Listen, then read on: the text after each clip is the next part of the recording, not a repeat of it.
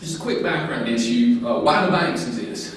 They basically exist to pool both liquidity and credit risk and allow an economy to take longer-term investments. Somebody wants to develop a residential subdivision and they need $25 million to do that. It's going to take them 5 years to do it. They might have a hard time going to individuals to put that together because they wouldn't want all their eggs in one basket. Plus, they might not be willing to lock up their money for 5 years. Banks can pool money from a bunch of different people through certificates of deposit, etc., and make longer-term investments. There are no healthy economic systems that don't have healthy banking systems. That's why people legitimately get concerned when the banking system is not working well. But there is a dilemma in the banking system. The banks do not have all the money in the bank. They're really dependent on their capacity to liquidate assets. And when they can't liquidate assets, they can't meet their liquidity problems. We had a huge red flag, which the government could have acted on and did exactly the wrong thing with Bear Stearns. When Bear Stearns went down, at least on the surface, they were solid. They had more assets and liabilities, but they had no liquidity. And we hadn't had that happen really since the Great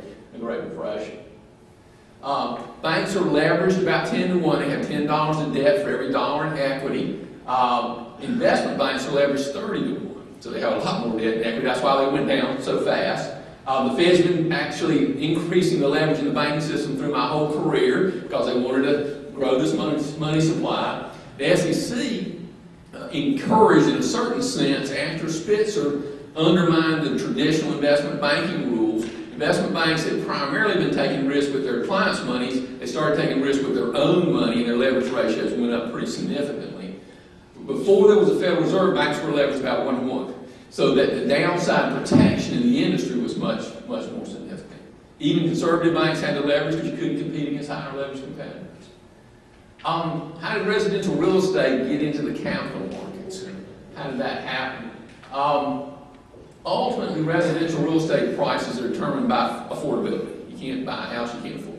If you look at the peak of the residential real estate cycle nationally, residential real estate prices were about 30% too high. Now that varied a lot by markets. In Southern California, they were 50, 60% too high. In Winston-Salem, North Carolina, where I live, maybe they were 5, maybe 10% too high. But on average, they were about 30% too high. Bad news. Initially, residential real estate prices nationally fell about 20%. When that happened, since banks were largely financing residential real estate, it destroyed about $500 billion of capital in the banking business. Banks are leveraged 10 to 1, investment banks 30 to 1. Let's just use the 10 to 1. If you destroy $500 billion in the banking system, you destroy $5 trillion worth of liquidity, or $5 trillion worth of lending capacity. That includes the capacity and ability of banks to lend to one another. Banks initially scrambled and tried to raise capital. They raised about $200 billion. But there was about a $3 trillion liquidity shortfall in the economic system because of the destruction of capital through the fall of residential real estate banks.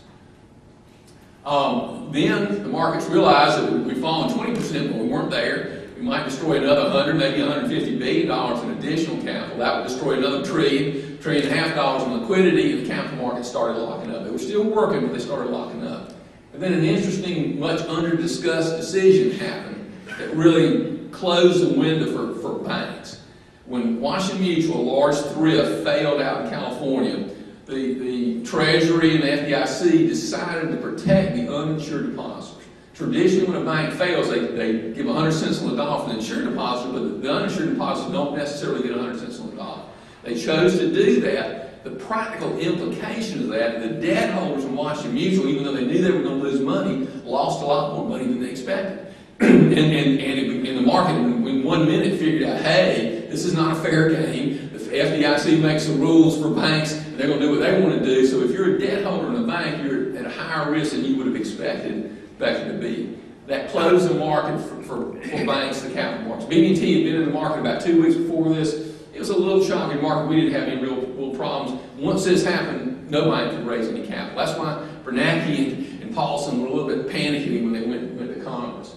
Housing was overbuilt in other countries, and international financial intermediaries had invested very heavily in the U.S. housing market. That's how this crisis went international.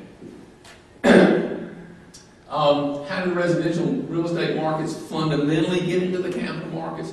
Remember the subprime prices? That was kind of the beginning of this process. You heard about the subprime prices. The subprime market, by the way, is nowhere near big enough to tank the U.S. capital market. It's simply not that big. The way it got into the capital markets, however, is the subprime credits. A lot of them have been securitized and sold in the capital markets based on ratings from Standard & Poor's, Moody's, and Fitch. Standard & Poor's, Moody's, and Fitch are government-sanctioned rating agencies. They have an oligopoly. Nobody else can be in that business, and therefore they have a government sanction. And they did a horrible job of rating these subprime instruments. The market quickly figured out that they had done so bad a job that maybe they had misranked everything. Because they were ranking things A's that were F's. It wasn't just a little. They weren't A's and B's. They were A's and F's. They said, well, boy, these guys may not know what they're doing in ranking any of these instruments. So the market started locking up. And it impacted things you would never expect. One market that was significantly impacted here in Virginia and across our whole footprint and across the whole country was what's called the auction rate municipal bond market. The auction rate municipal bond market primarily supports tax-exempt entities, typically that don't have taxing authorities. Things like hospitals, universities, bridge authorities, airport authorities, and they've issued long-term bonds to finance a new addition to the hospital, often either on short-term interest rates or even being refinanced periodically. And the theory of that was to get lower rates, but there's a risk involved in it. A lot of these bonds were issued based on insurance policies from two large insurance companies, AMBAC and MBIA. These insurance companies had AAA ratings from Standard & Poor's, Moody's, and Fitch. But once the market lost confidence in the Standard & Poor's, Moody's, and Fitch ratings, they lost confidence in the insurance companies, rightly so, because these companies actually were broke, because not only did they guarantee lots of municipal debt, but they had guaranteed lots of subprime real estate debt. And the market figured that out long before Standard & Poor's, Moody's, and Fitch figured it out. So there was lots of entities that were in good financial condition that couldn't get financing in the market. The hospital in Wilmington, North Carolina, a very sound financial entity. But if you're in Hong Kong and the rating systems fail, you don't have any idea whether the hospital in Wilmington, North Carolina is in good financial condition or not.